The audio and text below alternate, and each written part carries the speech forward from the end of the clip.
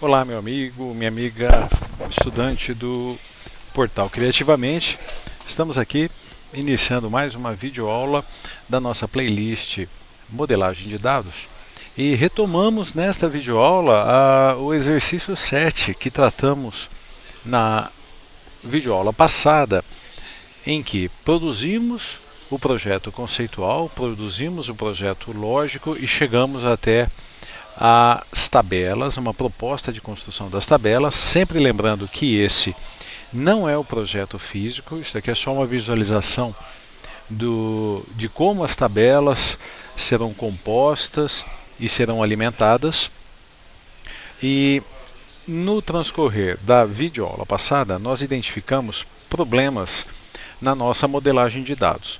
Problemas relacionados com a redundância, que podem implicar em inconsistência. Então nós tínhamos o seguinte, nós definimos que teríamos 5 tabelas no nosso banco de dados: a tabela paciente formada pelos campos chave primária, ID, nome e CPF, a tabela médico formada pelos campos ID médico, nome e CPF, a tabela ID consulta, a tabela consulta formada pelos campos ID consulta, data e hora da consulta, o ID do paciente, chave estrangeira, que vai estar relacionada com a chave primária ID paciente, e a chave estrangeira ID médico, que estará relacionada com a chave primária ID médico da tabela médico. E depois nós tínhamos acrescentado neste exercício 7 as tabelas telefone do paciente, que tinha sua chave primária, mais o campo número e a chave estrangeira ID paciente, que está relacionado com ID paciente, chave primária, e a tabela telefone do médico, com sua chave primária, mais o número do telefone do médico, seguido da chave estrangeira ID médico, que está relacionado com a chave primária médico. E no transcorrer da simulação da alimentação do banco de dados, nós chegamos à seguinte conclusão: que existe uma pessoa que se chama Ana, cujo CPF, aqui só um número representativo, 456, foi cadastrado como paciente. Essa Ana tem o ID 2, portanto, veja bem aqui, neste registro foi lançada uma consulta no dia 2/5/2018 às 16h30 para a paciente Ana, que será atendida pelo médico 1, pelo Dr. João. Muito bem, mas existe a possibilidade, nós vimos na aula anterior, que essa mesma pessoa, Ana, ela pode ser uma médica. E aqui, apesar de eu ter colocado o doutora Ana, é a mesma pessoa que tem o mesmo CPF, e que se eu tivéssemos aqui outros dados como endereço, estado civil, data de nascimento, provavelmente nós teríamos também esses outros dados na tabela médico, de forma que temos uma redundância. Os dados, vamos destacar aqui, os dados da pessoa chamada Ana, eles estão armazenados em 2 lugares diferentes. E, na sequência, para a paciente Ana, foi inserido um telefone. E para a médica Ana, foi inserido o mesmo telefone. Olha lá, números números sugeridos. É que aqui eu já estou no final da aula. Na verdade, nós teríamos aqui o mesmo número, o 660066. Então, esse número aqui de telefone, ele é exatamente igual a esse, mas está armazenado em 2 lugares diferentes, portanto, caracteriza-se aqui a redundância e o que falamos na videoaula. Se por acaso a doutora Ana ela deixasse de utilizar esse número de telefone, se for um telefone fixo, ela poderia ter mudado de residência e passou a ter um outro número, se bem que hoje em dia isso é pouco comum, mas é perfeitamente possível que aconteça, né? Então nós teríamos aqui, por exemplo, a situação: o novo telefone dela é o 999-555. o que aconteceu aqui foi que o telefone da doutora Ana é o 999-555 e a Ana, que na verdade é a mesma pessoa, mas aqui ela está cadastrada como paciente, ela está com o número de telefone antigo. Então o que deveria acontecer? Este número aqui deveria ser alterado também aqui.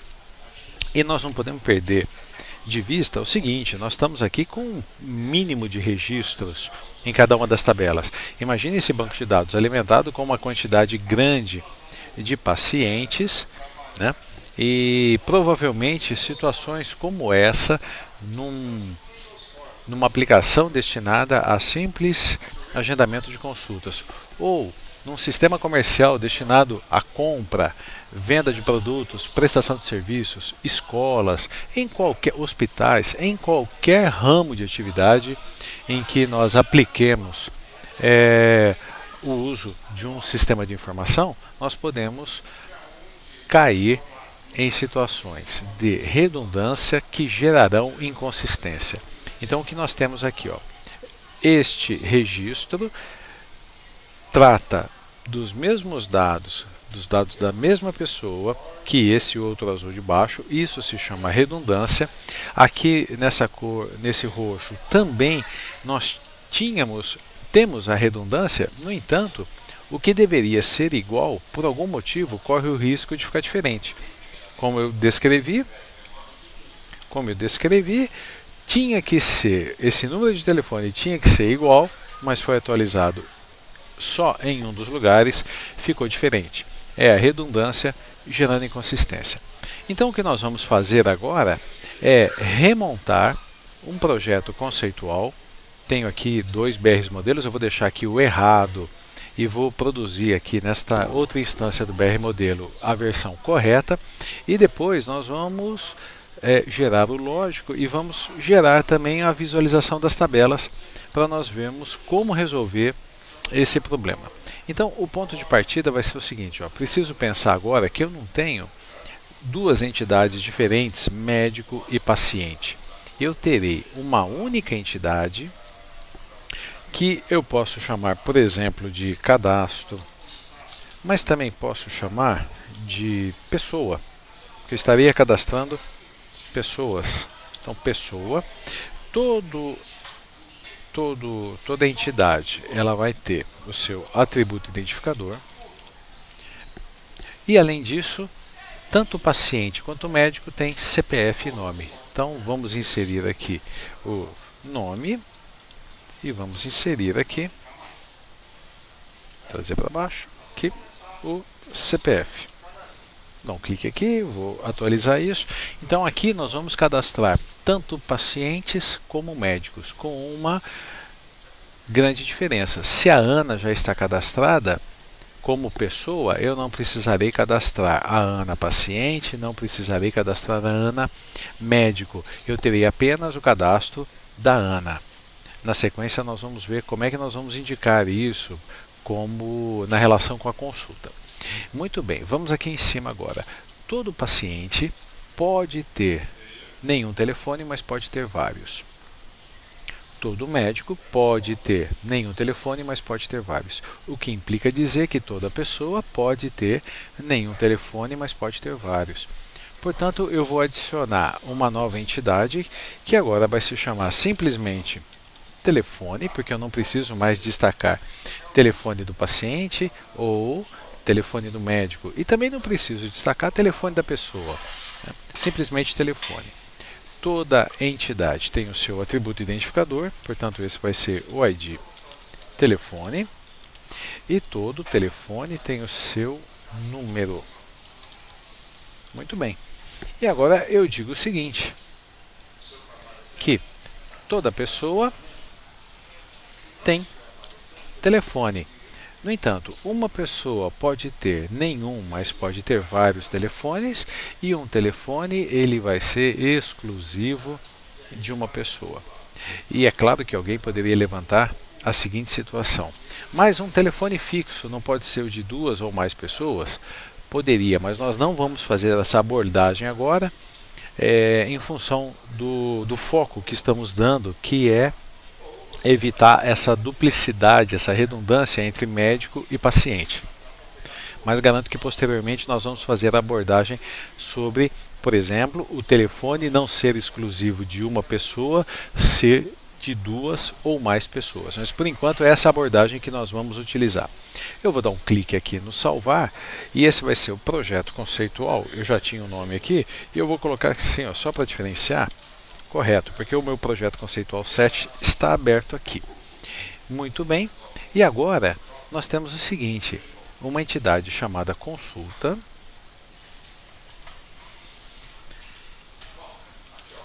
Toda consulta vai ter o seu atributo identificador, o ID consulta. Muito bem, e toda consulta tem os atributos atômicos data e hora, DT e HR. Então, atributo,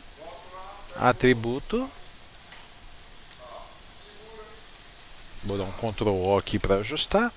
Esse vai ser o DT e esse vai ser o atributo HR, data e hora. E agora temos o seguinte, ó. Lá na nossa visão inicial, nós tínhamos que a consulta é marcada para um paciente. E a mesma linha de raciocínio nós vamos utilizar aqui, só que ao invés de dizermos que a consulta é marcada para um paciente, nós vamos dizer que a consulta ela é marcada para um paciente que é uma pessoa. Então, a consulta, aqui na relação, a consulta é marcada para um paciente que é uma pessoa cadastrada lá no banco de dados. Agora, eu também preciso dizer que a consulta, ou que vamos até mudar aqui, ó, o texto para facilitar. Médico atende na consulta. Médico atende na consulta. Então nós precisamos colocar essa relação aqui também. Quem que atende? É um médico, mas esse médico é uma pessoa. Então eu vou incluir aqui um segundo relacionamento e vou dizer que pessoa atende na consulta. Opa, só que eu escrevi no lugar errado, não era aqui que eu tinha que escrever. Aqui é consulta, me baguncei todo aqui, ó. Tá, é aqui, ó, perdão. Então, pessoa atende na consulta. E aí eu tenho que pensar o seguinte, esse relacionamento ele é referente ao paciente. O paciente vai ser atendido na consulta e o médico atende na consulta. Um vai ser atendido na e o outro atende na. Para que isso daqui eu não me esqueça, eu vou colocar duas observações e eu vou dizer que um relacionamento é referente ao paciente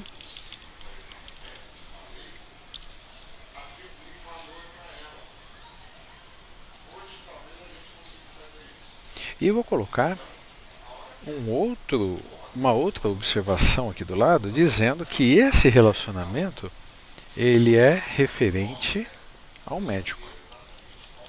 Essas observações não fazem parte do projeto, estão aqui para auxiliar. Então veja como é que funciona.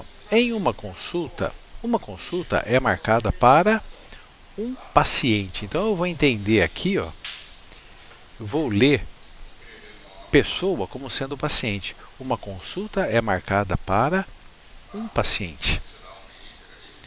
E para um paciente, posso ter 0 ou várias consultas, igualzinho o que fizemos aqui. Uma consulta é marcada para um paciente e para um paciente são marcadas 0 ou várias consultas. Agora, com relação ao médico, uma consulta é marcada para que um médico atenda. Porque uma consulta naquele dia, naquela hora, um determinado paciente será atendido por um médico. Essa é a linha de raciocínio.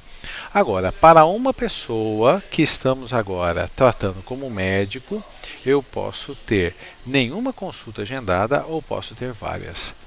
Então veja só, nós temos na proposta inicial 5 entidades que de uma certa maneira geravam redundância e permitiam o risco da inconsistência. Agora nós temos 3 entidades O que aconteceu? Paciente e médico foram unidos numa única entidade chamada pessoa. E telefone do médico e telefone do paciente foram unidas numa única entidade chamada telefone. Disso nós vamos gerar o nosso esquema lógico. Tá? Eu vou fechar aqui agora, maximizar.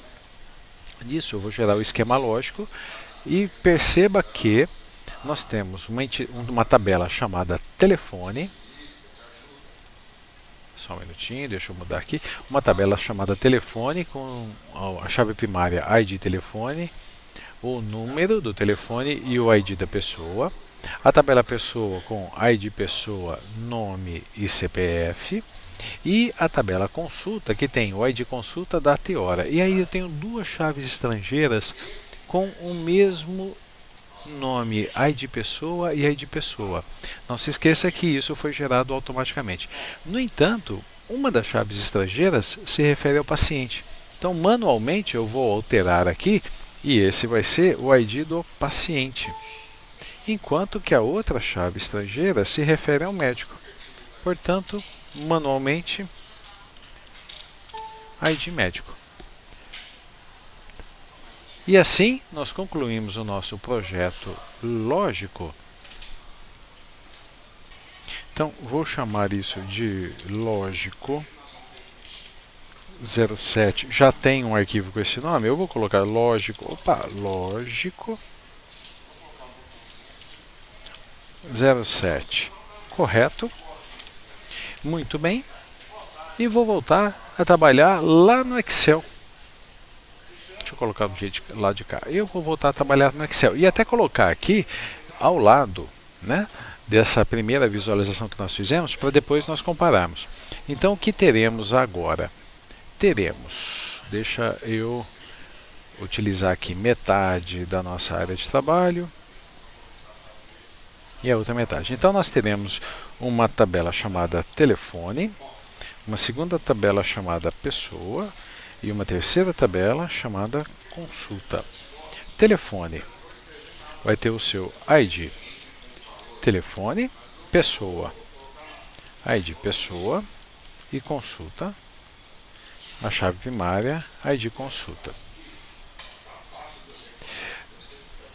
Em seguida, todo o telefone vai ter número e vai ter a chave estrangeira ID pessoa. ID pessoa, já ajusto as colunas.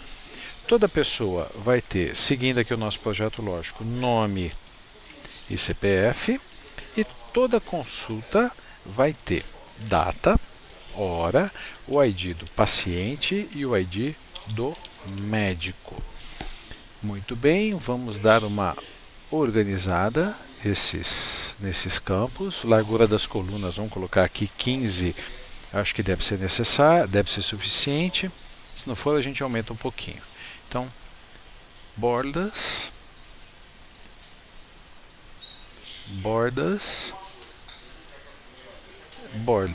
Vou aumentar um pouquinho essa última aqui, que eu acho que ela nem aumentou. Muito bem, bordas. Chaves primárias destacadas em amarelo.